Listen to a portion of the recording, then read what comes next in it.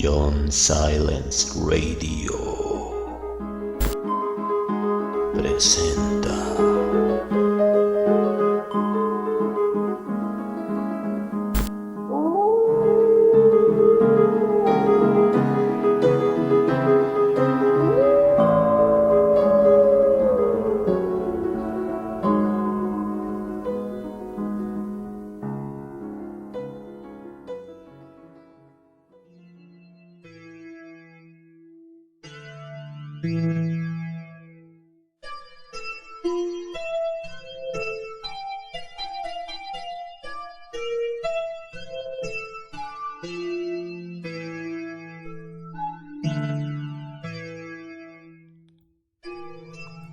La cosa maldita de Ambrose Bierce en la voz de John Silence, con música de Joe Wolf, Ari Racing y John Silence Radio.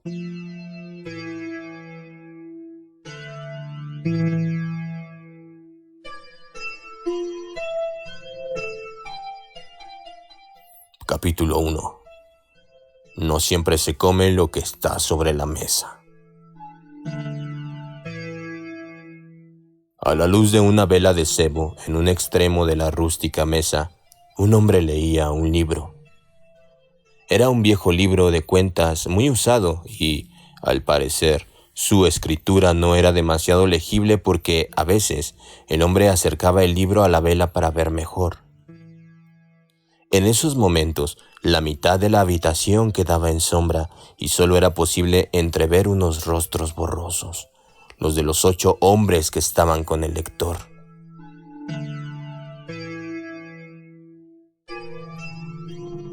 Siete de ellos se hallaban sentados, inmóviles y en silencio, junto a las paredes de troncos rugosos y, dada la pequeñez del cuarto, a corta distancia de la mesa. De haber extendido un brazo, cualquiera de ellos habría rozado al 8º hombre que, tendido boca arriba sobre la mesa, con los brazos pegados a los costados, estaba parcialmente cubierto con una sábana. Era un muerto. El hombre del libro leía en voz baja.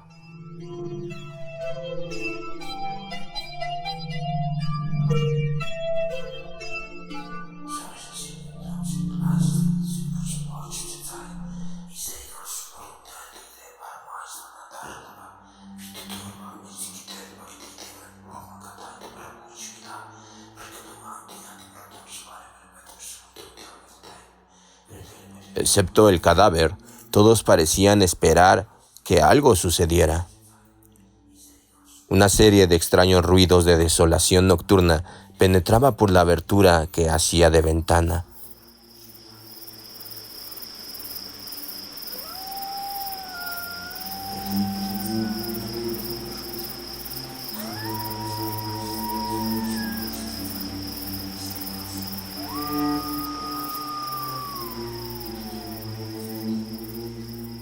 La incesante vibración de los insectos en los árboles, los gritos extraños de las aves nocturnas, tan diferentes del canto de los pájaros durante el día, el zumbido de los grandes escarabajos que vuelan desordenadamente, y todo ese coro indescifrable de leves sonidos que, cuando de golpe se interrumpe, creemos haber escuchado solo a medias, con la sospecha de haber sido indiscretos.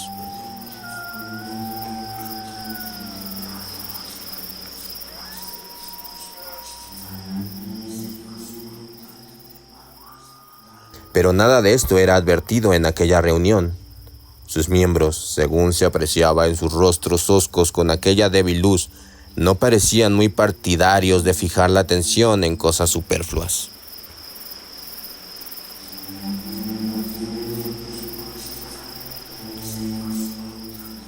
Sin duda alguna, eran hombres de la vecindad, y granjeros y leñadores. El que leía era un poco diferente.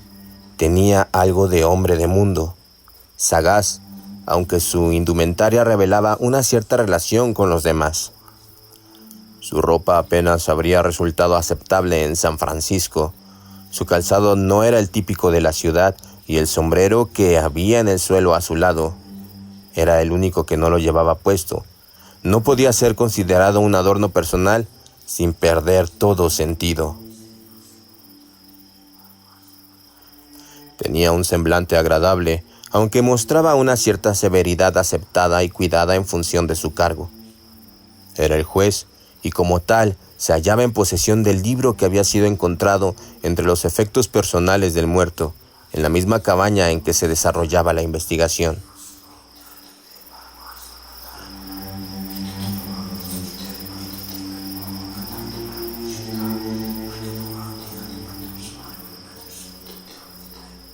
Cuando terminó su lectura, se lo guardó en el bolsillo interior de la chaqueta.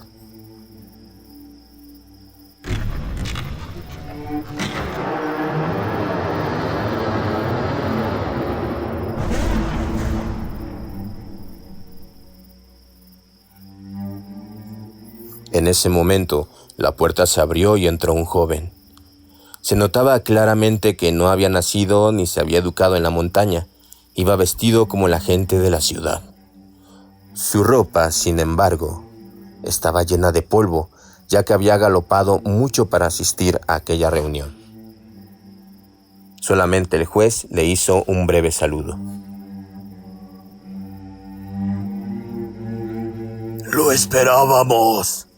Es necesario acabar con este asunto esta misma noche. Lamento haberlos hecho esperar, dijo el joven sonriendo. Me marché no para eludir su citación, sino para enviar a mi periódico un relato de los hechos como el que supongo quiere usted oír de mí.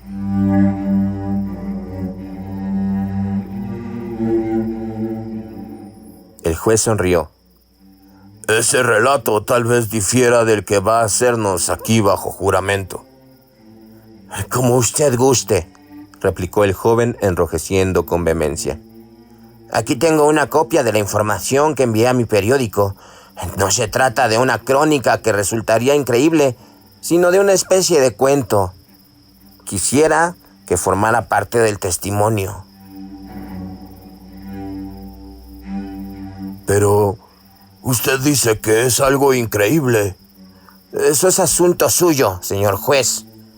Si yo juro que es cierto. El juez permaneció en silencio durante un rato con la cabeza inclinada. El resto de los asistentes charlaba en voz baja sin apartar la mirada del rostro del cadáver. Al cabo de unos instantes, el juez alzó la vista y dijo: Está bien. Comencemos la investigación.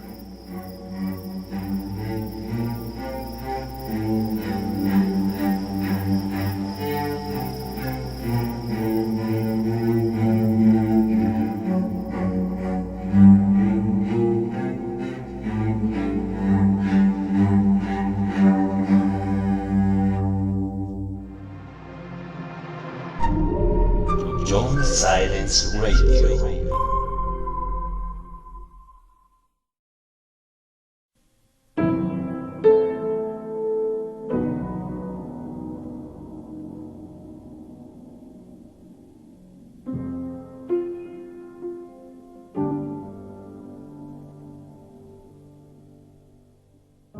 Los hombres se quitaron los sombreros y el joven prestó juramento. Dígame, ¿cuál es su nombre?, preguntó el juez. William Harker. ¿Y su edad? 27 años. ¿Conocía usted al difunto Hugh Morgan? Por supuesto que sí. ¿Estaba usted con él cuando murió? Sí, estaba muy cerca. ¿Y cómo se explica su presencia, quiero decir? Bueno, había venido a visitarlo para ir a cazar y a pescar. Además, también quería estudiar su tipo de vida, tan extraña y taciturna. Parecía un buen modelo para un personaje de novela. Es que yo a veces escribo cuentos. Y yo a veces los leo. Gracias. Cuentos en general. No me refería solo a los suyos. Algunos de los presentes se echaron a reír.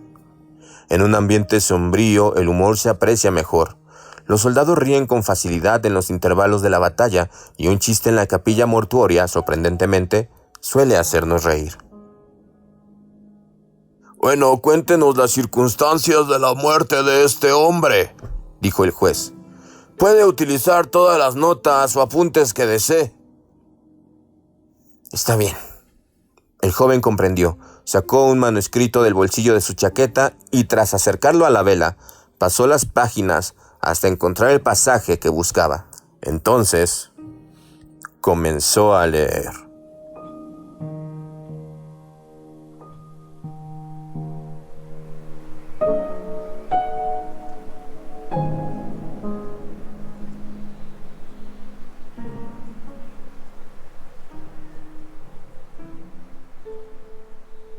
Apenas había amanecido cuando abandonamos la casa.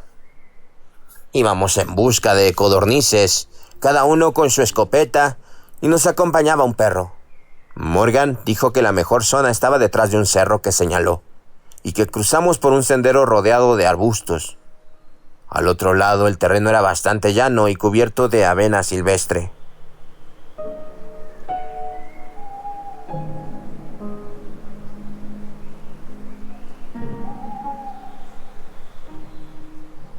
Cuando salimos de la maleza, Morgan iba a unas cuantas yardas por delante de mí.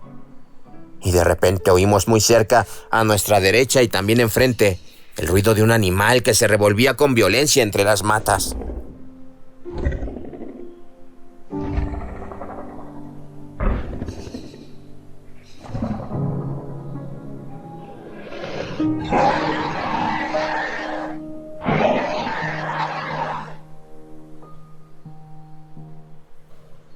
«Es un ciervo», dije. «Ojalá hubiéramos traído el rifle». Morgan, que se había parado a examinar los arbustos, no dijo nada, pero había cargado los 2 cañones de su escopeta y se disponía a disparar. Parecía algo excitado y esto me sorprendió, pues era célebre por su sangre fría, incluso en momentos de súbito e inminente peligro. «Ven», le dije, «no esperarás acabar con un ciervo a base de perdigones, ¿verdad?». Pero no contestó. Cuando volteó hacia mí, vi su rostro y quedé impresionado por su expresión tensa y alarmada. Comprendí entonces que algo serio ocurría y lo primero que intuí fue que nos habíamos topado con un oso. Colgué mi escopeta y avancé hasta donde estaba Morgan. Los arbustos ya no se movían y el ruido había cesado, pero mi amigo observaba el lugar con la misma atención.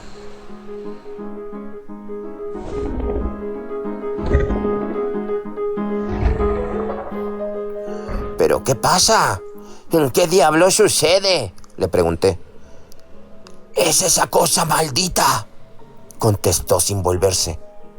Su voz sonaba ronca y extraña. Estaba temblando. Iba a decir algo cuando vi que la avena que había en torno al lugar se movía de un modo inexplicable.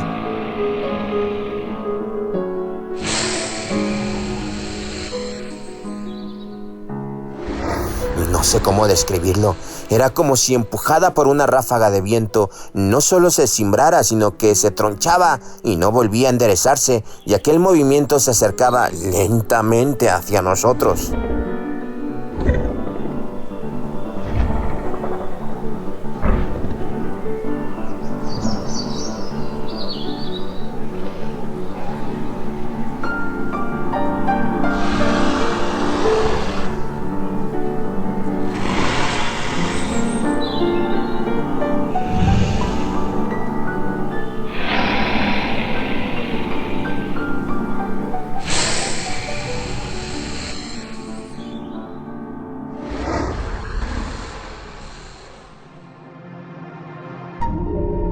John Silence Radio.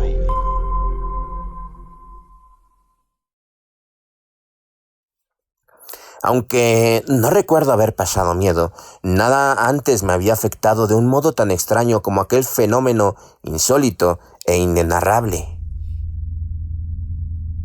Recuerdo, y lo comento porque me vino entonces a la memoria, que una vez, Al mirar distraídamente por una ventana, confundí un cercano arbolito con otro de un grupo de árboles mucho más grandes que estaban más lejos.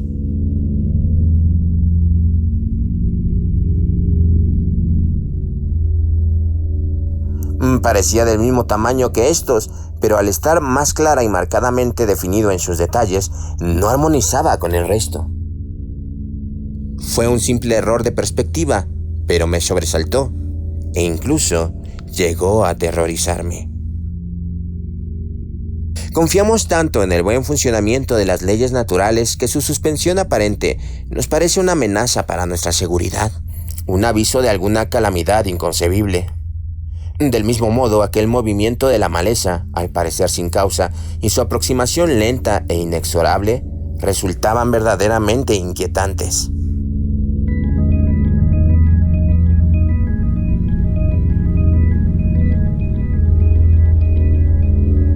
Mi compañero estaba realmente asustado. Apenas pude dar crédito a mis ojos cuando le vi arrimarse la escopeta al hombro y vaciar los 2 cañones contra el cereal en movimiento.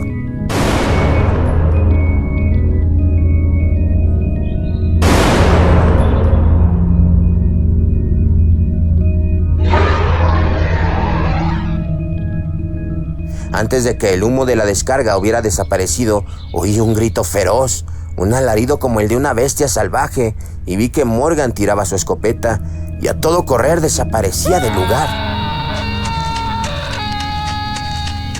En ese mismo instante, fui arrojado al suelo por el impacto de algo que el humo ocultaba, como una sustancia blanda y pesada que me embistió con gran fuerza.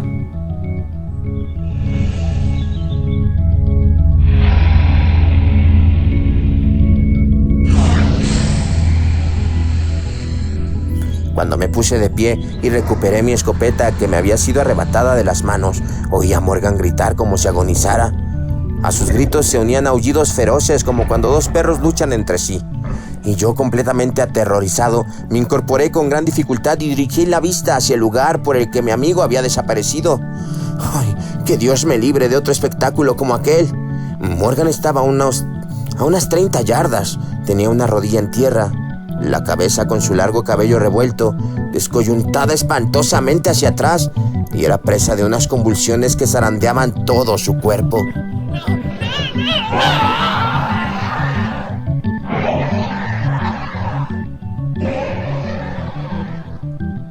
Su brazo derecho estaba levantado y, por lo que pude ver, había perdido la mano. O al menos yo no la veía desde ese lugar. Y el otro brazo había desaparecido.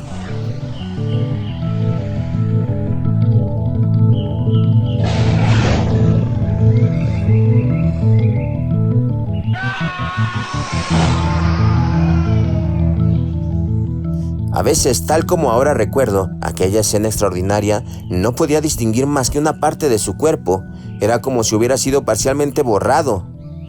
Ya sé que es extraño, pero no sé expresarlo de alguna otra forma. Y al cambiar de posición, volviera a apreciarse de nuevo en su totalidad.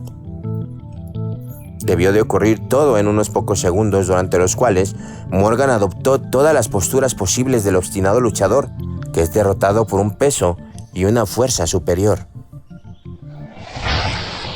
Yo solo lo veía a él, y no siempre con claridad. Durante el incidente soltaba gritos y profería maldiciones acompañadas de unos rugidos furiosos como nunca antes había oído salir de la garganta de un hombre o una bestia.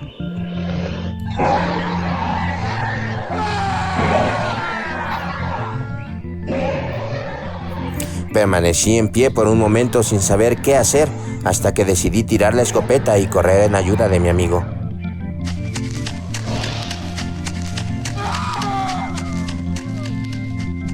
Creí que estaba sufriendo un ataque o una especie de colapso. Antes de llegar a su lado, lo vi caer y quedar inerte. Los ruidos habían cesado, pero volví a ver con un sentimiento de terror como jamás había experimentado el misterioso movimiento de la avena que se extendía desde la zona pisoteada en torno al cuerpo de Morgan hacia los límites del bosque. Solo cuando hubo alcanzado los primeros árboles, aparté la vista de aquel insólito fenómeno y miré a mi compañero. Estaba muerto.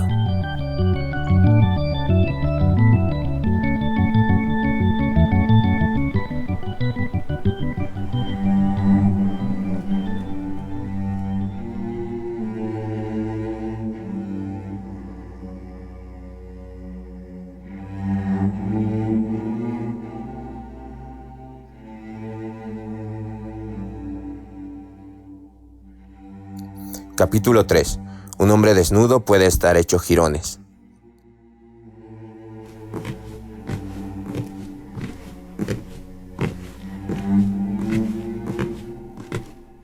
El juez se levantó y se acercó al muerto. Tiró de un extremo de la sábana y dejó el cuerpo al descubierto. Estaba desnudo y a la luz de la vela mostraba un color amarillento. Presentaba unos grandes hematomas de un azul oscuro, causados sin duda alguna por las contusiones, y parecía que lo habían golpeado en el pecho y los costados con un garrote. Había unas horribles heridas y tenía la piel desgarrada, hecha jirones.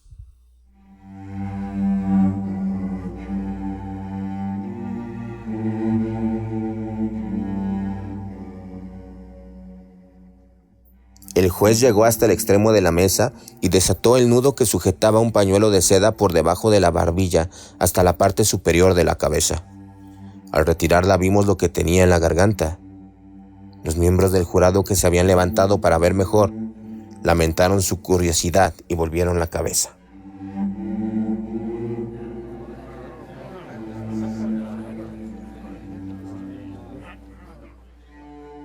El joven Harker fue hacia la ventana abierta y se inclinó sobre el alféizar, a punto de vomitar. Después de cubrir de nuevo la garganta del muerto, el juez se dirigió a un rincón de la habitación en el que había un montón de prendas.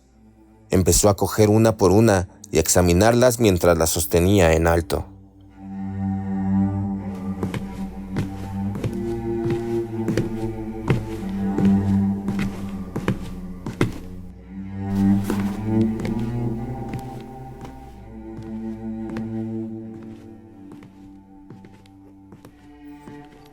Estaban destrozadas y rígidas por la sangre seca.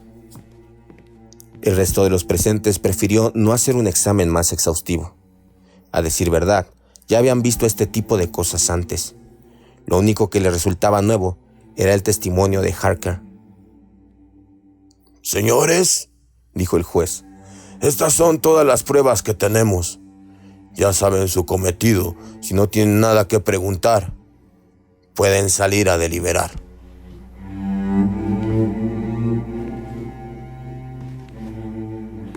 El presidente del jurado, un hombre de unos 60 años, alto, con barba y toscamente vestido, se levantó y dijo: Quisiera hacer una pregunta, señor. ¿De qué manicomio se ha escapado este último testigo? Señor Harker, dijo el juez con tono grave y tranquilo, ¿de qué manicomio se ha escapado usted? Harker enrojeció de nuevo, pero no contestó, y los 7 individuos se levantaron y abandonaron solemnemente la cabaña, uno tras otro.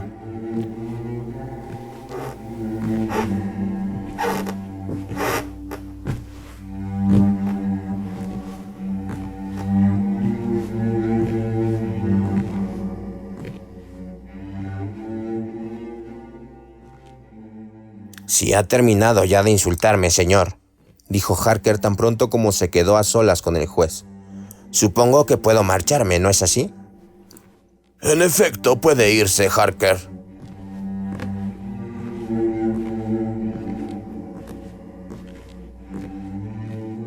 Harker avanzó hacia la puerta y se detuvo con la mano en el picaporte. Su sentido profesional era más fuerte que su amor propio. Se volvió y dijo: Ese libro que tiene ahí es el diario de Morgan, ¿verdad? Debe ser muy interesante porque mientras prestaba mi testimonio, no dejaba de leerlo. ¿Puedo verlo? Al público le gustaría, Este libro tiene poco que añadir a nuestro asunto, contestó el juez mientras se lo guardaba. Todas las anotaciones son anteriores a la muerte del autor.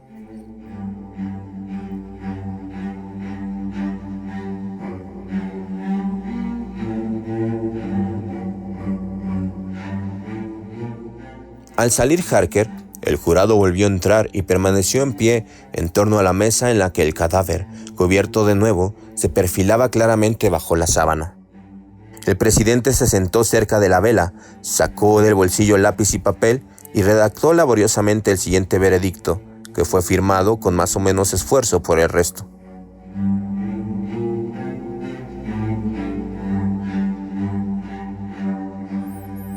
Nosotros, el jurado, consideramos que el difunto encontró la muerte al ser atacado por un puma, aunque también se cree sufrió un colapso.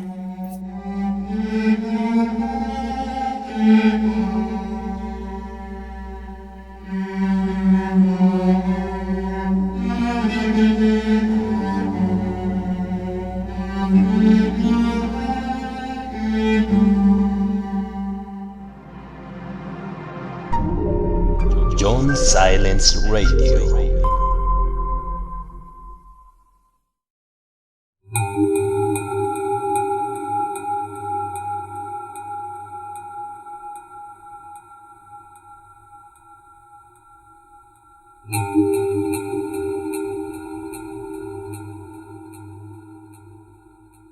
Capítulo 4. Una explicación desde la tumba.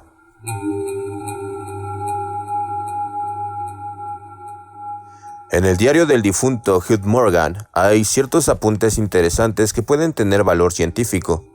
En la investigación que se desarrolló junto a su cuerpo, el libro no fue citado como prueba porque el juez consideró que podría haber confundido a los miembros del jurado. La fecha del primero de los apuntes mencionados no puede apreciarse con claridad por estar rota la parte superior de la hoja correspondiente. El resto expone lo siguiente.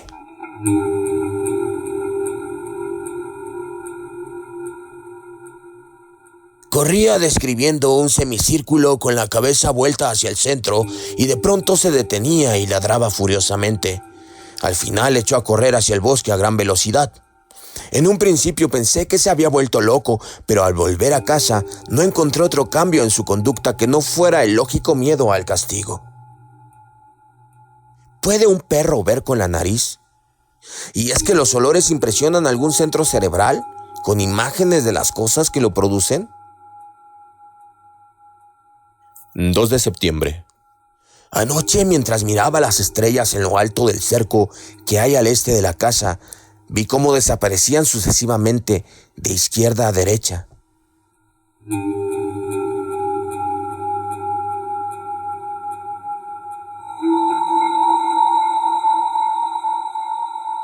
Se apagaban una a una por un instante y en ocasiones unas pocas veces, pero todas las que estaban a 1 grado o 2 por encima del cerco se eclipsaban totalmente. Fue como si algo se interpusiera entre ellas y yo, pero no conseguí verlo, pues las estrellas no emitían suficiente luz para delimitar su contorno. Eso no me gustó nada. Faltan 3 hojas con los apuntes correspondientes a varias semanas.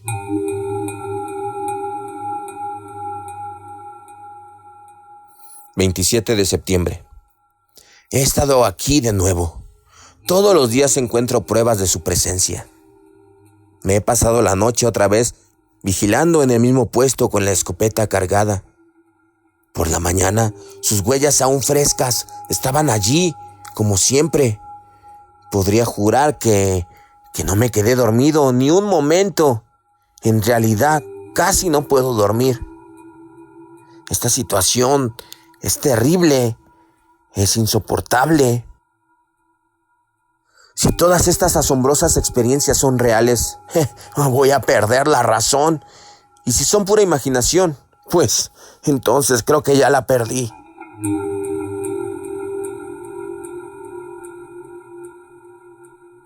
...3 de octubre. No me iré, no me echará de aquí. Esta es mi casa y mi tierra. Dios aborrece a los cobardes. 5 de octubre. No puedo soportarlo más. He invitado a Harker a pasar unas semanas. Él tiene la cabeza en su sitio, y por su actitud podré juzgar si él me cree loco.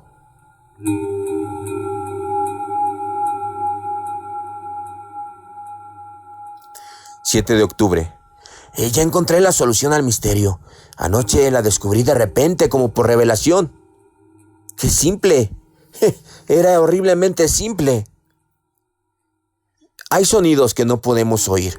A ambos extremos de la escala hay notas que no hacen vibrar ese instrumento imperfecto que es el oído humano. Son muy agudas o muy graves. He visto cómo una bandada de mirlos ocupan la copa de un árbol, de varios árboles y cantan todos a la vez. De repente y al mismo tiempo, todos se lanzan al aire y emprenden el vuelo. ¿Cómo pueden hacerlo si no se ven unos a otros? Es imposible que vean el movimiento de algún jefe. Deben tener una señal de aviso a una orden de un tono superior al estrépito de sus trinos que es inaudible para mí. He observado también el mismo vuelo simultáneo cuando todos estaban en silencio, no solo entre mirlos, sino también entre otras aves como las perdices, cuando están muy distanciadas entre los matorrales, incluso en pendientes opuestas a una colina. Los marineros saben que un grupo de ballenas que se calienta al sol o juguetea sobre la superficie del océano, separadas por millas de distancia, se zambullen al mismo tiempo y desaparecen en un momento. La señal es emitida en un tono demasiado grave para el oído del marinero que está en el palo mayor o el de sus compañeros en cubierta que sienten la vibración en el barco como las piedras de una catedral que se mueven abajo del órgano. Y lo que pasa con los sonidos ocurre también con los colores. A cada extremo del espectro luminoso, el químico detecta la presencia de los llamados rayos actínicos. Representan colores integrales en la composición de la luz, pero que somos incapaces de reconocer.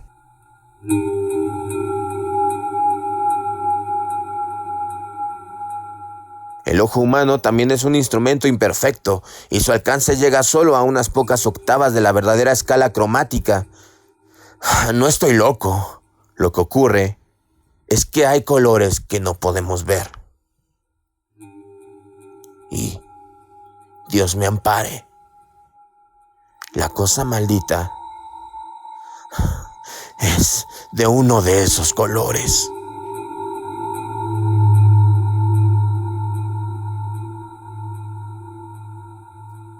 Fin.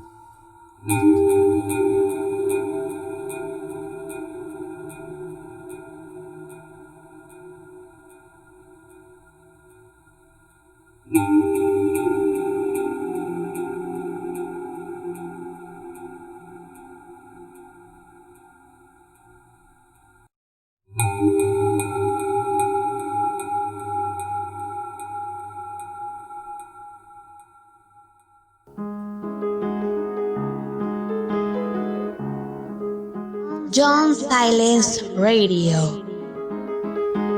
Suscríbete a nuestro canal en YouTube y forma parte de nuestro club de misterio.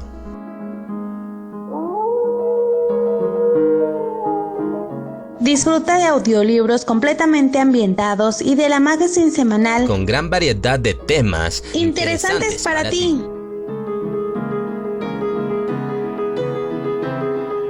Desde Norteamérica, a una altura de 2.240 metros sobre el nivel del mar. 2.240 metros sobre el nivel del mar. En el Valle de Anáhuac. En la ciudad de los Palacios. La monumental Ciudad de México. Para el mundo. Para el mundo. John Silence Radio. Investigador de lo oculto.